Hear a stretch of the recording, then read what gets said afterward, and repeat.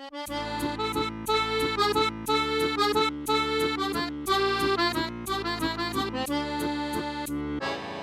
to Class 2. I want to deal with something right up front here. I've never walked in your shoes as a healthcare professional, dealing with people day to day with what they're going through physically or emotionally. Now, I do talk and have talked to many people how humor and laughter have helped them get through such moments, and that's what I know, and that's what I'm sharing with you, so you understand where I'm coming from, okay?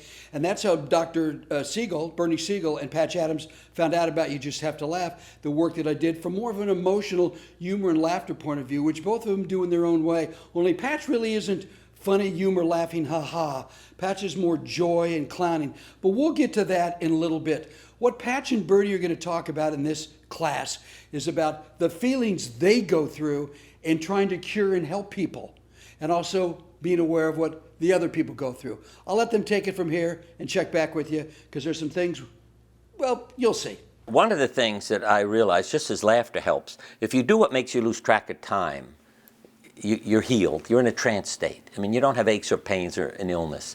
You're doing something creative. And for me, that was painting. And I painted myself in a cap, a mask, and a gown, as if I was in the operating room. I didn't realize how sick that was. And it took me years to realize what I was doing was burying all that pain. You know, like my wife said, there's nothing funny in your journal. Well, there's nothing funny in my portrait either. What turned it? What turned it? I think some of it is family telling me, and some of it was me responding to a patient who said, I need to know how to live between office visits. I don't have to be a failure anymore. I can help people live. See, I can't cure everything, but I can help everybody live. And that's the part. When we started the support groups, you also realized how important humor was to people. I mean, I realized that no patient ever got mad at me if I brought in love and laughter, and they died anyway. They never said, what the hell's the point? I mean, they were always thankful. I mean, I had notes left from me by patients who died saying, thanks for all the love, I can take it with me. And the sense of humor. You know, when you have somebody dying and you say, hey, I'll see you tomorrow, I hope so, and we both laugh, you know? You know, hierarchy and rank and discrepancies in money and income and, you know, a climate of fear that the government so easily uses as a control mechanism, all those things. And televisions are saying, you're depressed, you're depressed, you're depressed. So people are pretty lonely and bored and frightened and as their normal resting state. And I'm trying to jar that resting state. I mean, I didn't know why I shaved my head. All I kept telling my family is I have to, I have to, I have to. And they all thought I was nuts. But I promised the barber I'll leave town. I lied to him. I said, I'll go away, shave my head today. It was a Friday. So he shaved my head. Then I went back to the office. And of course, when my wife saw me, she screamed. But years later, that's why, if I'd been in therapy, I think I would have understood. What needed to happen was an uncovering, not of skin. What does this accomplish? Nothing, except you're looking wounded, you know, so people talk to you. But what I realized after reading the story by Jung, he's talking about a myth in which the hero's head is shaved. And he said this is like an initiation, similar to what the monks do, called the tonsure, T-O-N-S-U-R-E. And it's an uncovering, see, of spirituality. And when I read that, I thought, oh, brother, if I'd had a therapist, see, they might have said to me, Siegel, it isn't about your head, it's about, like that guy you painted. Get rid of that layer, uncover, deal with your feelings, don't be afraid. But most of us, I think this is our society, get numb or get distracted, don't feel. It's scary. And being happy doesn't mean you don't weep over tragedy or get angry over a fascist mass murdering government. But it's not who you are. It's a healthy emotion. Those emotions that become dangerous if they become chronic. If you're always angry. If you're angry at men because of a rape that happened when you were 16.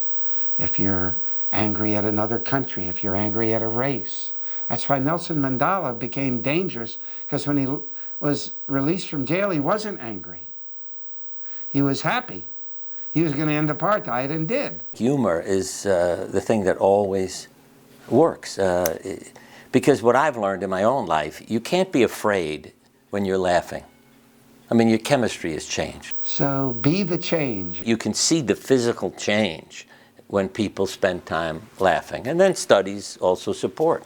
This movement, if you will, all started really with a guy by the name of Norman Cousins, who wrote a book, The Anatomy of an Illness, that got people thinking how humor and laughter, especially laughter, can really help you get through an illness. And Dr. Siegel, Bernie knew him. Norman Cousins is hospitalized. He has an inflammation of the bones of his spine. So it's becoming rigid and fused, and he's in pain.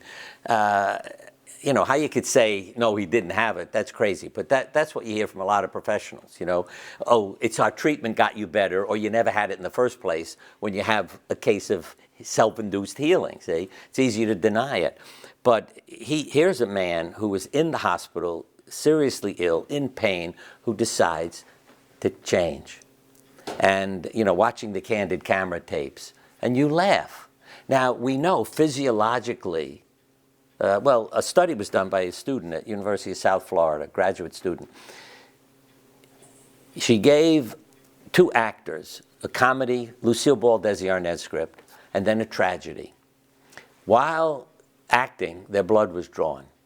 And that's what impressed me as a doctor. They're only acting. But what happens? Immune function goes up when you're laughing. Cortisol levels, stress hormone levels go down. When you're in the tragedy, the opposite. Fascinating. Just by what you think about will actually change your chemistry. That's where humor comes in, because humor is exclusively what you think about.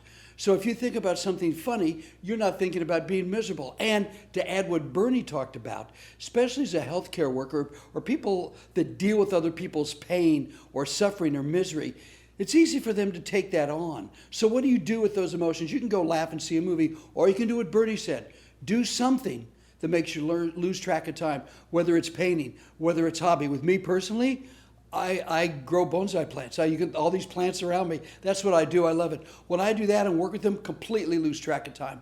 Absolutely love it. That's pretty much what Patch was talking about too. Don't let the emotions become chronic. So that's another reason why you do something that makes you lose track of time, something you love. Also, that's where humor comes in once again. When you think funny, things change, and you're not worried about your misery. And as we found out, your chemistry will change when that happens. And the next class coming up, Bernie, Dr. Siegel, he doesn't like when you call him Dr. Siegel, he likes you call him Bernie. Bernie's going to explain exactly how he does it. He has a very playful attitude, different than Patch. Patch is another class after that. Don't you dare miss this one to Bernie, because guaranteed you're going to go, he said that, they laughed, and it made a difference. See you next class.